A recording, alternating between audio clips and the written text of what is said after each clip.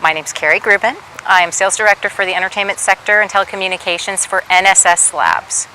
And I am the chairperson for Women in Post.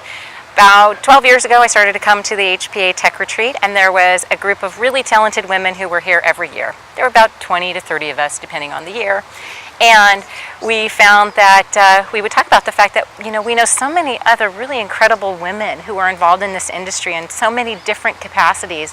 Why aren't they represented here? And we talked about it literally for 12 years.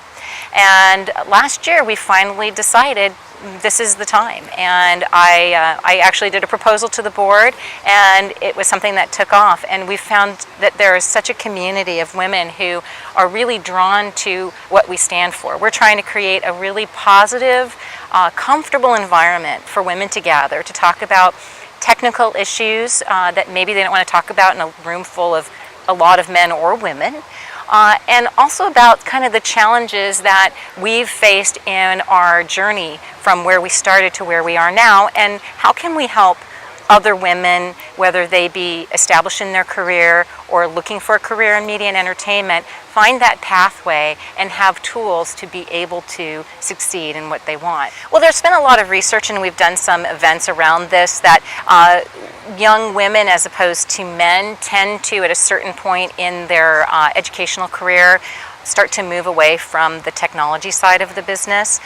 We had an event actually talking about this with SMPTE in October. And these are gross generalizations, but a lot of women tend to not want to be as competitive, to be in some of these high-power, scientific type of environments. By the time they get through, 10 years of school, if they're going for a doctorate, they may be in the path that they want to build a family, or maybe that didn't turn out to be what they wanted to be. And the younger generation, there's a lot of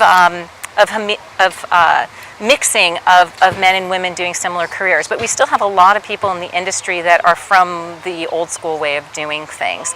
And the generation of women who are in the business right now, we were the in-between generation. We were the generation that our moms and our dads told us, you can be anything you want to be. And then we got out there, and we actually found that there were some people who maybe didn't believe that we could be anything that we want to be.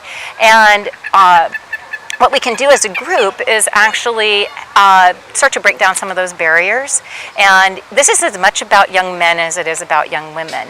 So if we can provide a positive example of women who are succeeding in technology, open up the doors to both young men and young women to what the technology options are, we will start to see an equal footing for men and women, and start to see more women participating. Well, first of all, just learn as much as you can, and I would say probably number one is learn as much about information and technology. The IT field is booming, and we are seeing that really, this huge shift from traditional engineering with machines into IT-based post-production. And young people actually are really great at being very flexible, very adaptable, and to try new things. The other part of it is that there are some really talented people who can be mentors and can actually provide direction. And then the simplest advice, it doesn't matter if you're getting into entertainment or not, is you need to be eager, you need to be present, you need to be willing to really raise your hand, and if there's an opportunity to do something, be there and take that opportunity. Because a lot of young people, and not even just young people, all people will, if you don't take the opportunities that are put in front of you, you can't advance. And especially in a technologically advanced type of career, you need to learn from people who are actually working in those careers. You can only learn so much from books. You need to learn by doing and by experiencing and asking questions, and quite honestly making mistakes.